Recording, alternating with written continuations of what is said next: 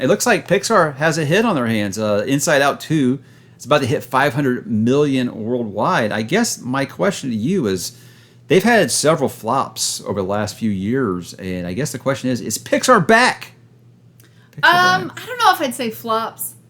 And I don't know if I'd say Pixar is back. I have an issue with something being a sequel because you have a built-in audience. Everybody who watched that first movie is coming back for it, or bringing their kids back for it.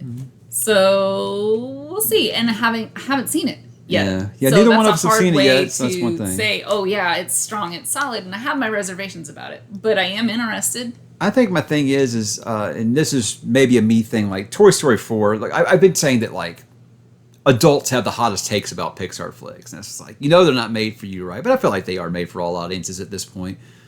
But Toy Story 4 just really, like, disappointed me to the point where it was like, you had a perfect ending. Why? I mean, I understand why. I mean, it's all about the mummy, right?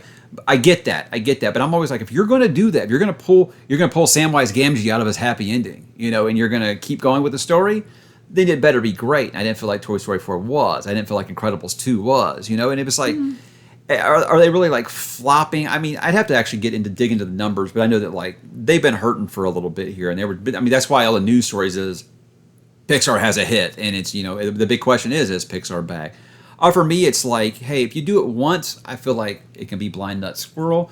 Get consistent with it again, and then I'll say, yeah, they're back. Make a new IP and have success with it, and then I'll say, yeah, they're definitely back. But I mean, I feel like cinemas needed this. Cinemas are struggling very, very badly, and that's a topic we're going to touch on here in a minute. But hey, I can't wait to see it. I loved Inside Out 1, and I'm glad that I'm hearing great things about this one, So adding anxiety, as someone that's 45 years old and went through that a few years back when we had the hurricane, adding anxiety is something that does very much happen. So I'm curious. What are you most excited to see in Inside Out 2?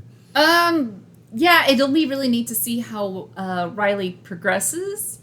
And one of the kind of, and I know this has been out there on Inside Out 2, is when we saw inside the parent's mind on Inside Out 1, none of these other emotions were present on the dashboard or the control panel. Okay. So, like, kind of where did that come in and where did they go? Or are these emotions you grow through and hopefully out of? Learn to control. To control. So that'll be interesting. I think, what was it, Turning Red? Mm-hmm. I didn't see it. I think that kind of did, because I was thinking kind of tackling that adolescence. A lot of Turning Red was adolescence. It had a lot of family heritage stuff in it, too. But I think that'll be an interesting topic for Pixar to Maybe they'll address. say, hey, I got on some medication from my doctor and I got rid of my anxiety.